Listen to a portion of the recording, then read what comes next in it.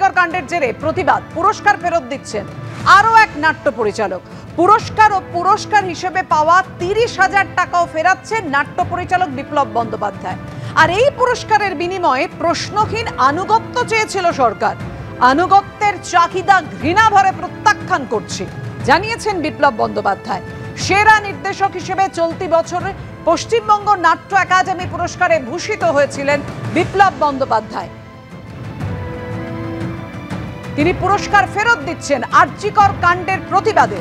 পুরস্কার হিসেবে পাওয়া 30,000 টাকাও ফেরাচ্ছেন নাট্য পরিচালক। আরজিকর কাণ্ডের জেরে কার্টুনিস্টরা যেমন প্রতিবাদ জানাচ্ছেন, দিকে দিকে মানুষ প্রতিবাদ জানাচ্ছেন, গর্জে উঠছেন, একের পর এক পুরস্কার প্রত্যাখ্যান করা হচ্ছে, তেমনি নাট্য পরিচালক তিনি তার পুরস্কার হিসেবে পাওয়া 30,000 টাকাও ফিরিয়ে দিচ্ছেন। বিপ্লব বন্দ্যোপাধ্যায় এবার প্রতিবাদ জানালেন। তিনি বলছেন, এই পুরস্কারের বিনিময়ে প্রশ্নহীন আনুগত্য চেয়েছিল সরকার, আনুগত্যের চাহিদা ঘৃণা ভরে প্রত্যাখ্যান করছি। বিপ্লব বন্দ্যোপাধ্যায় এমনটাই জানিয়েছেন। সেরা নির্দেশক হিসেবে চলতি বছর পশ্চিমবঙ্গ নাট্য একাডেমি পুরস্কারে ভূষিত হয়েছিলেন বিপ্লব বন্দ্যোপাধ্যায়।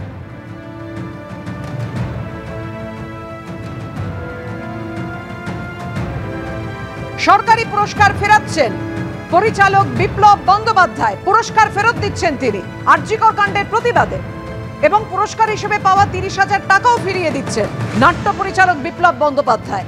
এই পুরস্কারের বিনিময়ে প্রশ্নহীন আনুগত্য চেয়েছিল সরকার, আনুগত্যের চাহিদা ঘৃণা ভরে প্রত্যাখ্যান করছি এমনটাই জানিয়েছেন বিপ্লব বন্দ্যোপাধ্যায়। কথা বলবো, আমাদের সঙ্গে রয়েছেন আমাদের প্রতিনিধি কৃষ্ণেন্দু অধিকারী।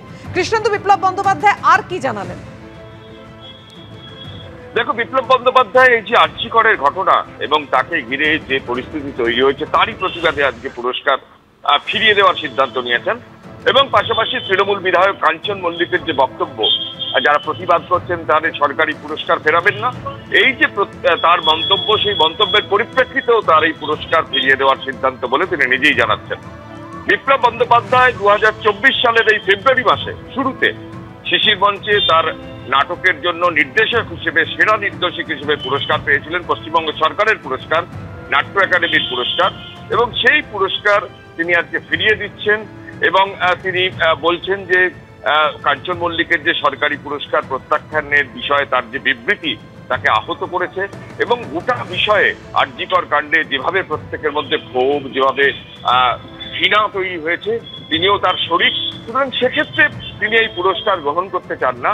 পুরস্কারের যে অর্থমূল্য 30,000 টাকা তিনি ফিরিয়ে দিচ্ছেন এবং ইতিমধ্যে নাট্য একাডেমির সচিবকে তিনি ইমেল পাঠাচ্ছেন এবং তার সিদ্ধান্তের কথা জানিয়ে দিচ্ছেন, এমনটাই বিপ্লব বন্দ্যোপাধ্যায় জানিয়েছেন। তুমি জানো, আজকে সকালেই চন্দন সেন দুই হিজুরের গপ্প দায়বদ্ধ নাটকের যার কলম থেকে বেরিয়েছে সেই চন্দন সেন তার দীনবন্ধু মিত্র পুরস্কার প্রত্যাখ্যান করেছেন বা ফিরিয়ে দেওয়ার সিদ্ধান্ত নিয়েছেন। বাম আমল থেকে এই পুরস্কার শুরু হলেও তৃণমূল আমলেই চন্দন সেন সেই পুরস্কার পেয়েছিলেন এবং সেই পুরস্কারের যে অর্থ মূল্য গোটাটাই তিনি ফিরিয়ে দেওয়ার সিদ্ধান্ত নিয়েছেন।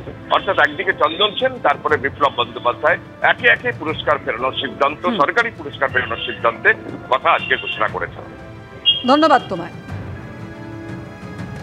আর এই আরজিকর কাণ্ডের প্রতিবাদে আপনারা জানেন ইতিমধ্যেই চিকিৎসকরা গতকাল থেকে তারা তাদের অবস্থানে অনড় রয়েছেন। সরাসরি এই মুহূর্তে চলে যাব ফিয়ার্স লেনে, সেখান থেকে রয়েছেন আমাদের প্রতিনিধি ময়ূক ঠাকুর চক্রবর্তী। ময়ূক, পুলিশ কর্তাদের সঙ্গে কথা বলছেন চিকিৎসকরা।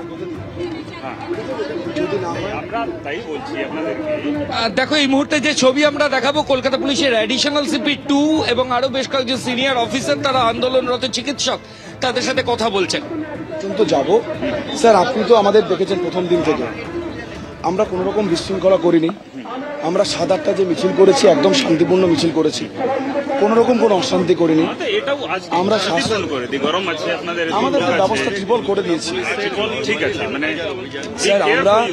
স্যার এই জিনিসটা যেটা ঘটে গেছে ওটা নর্মাল ঘটনা নয়।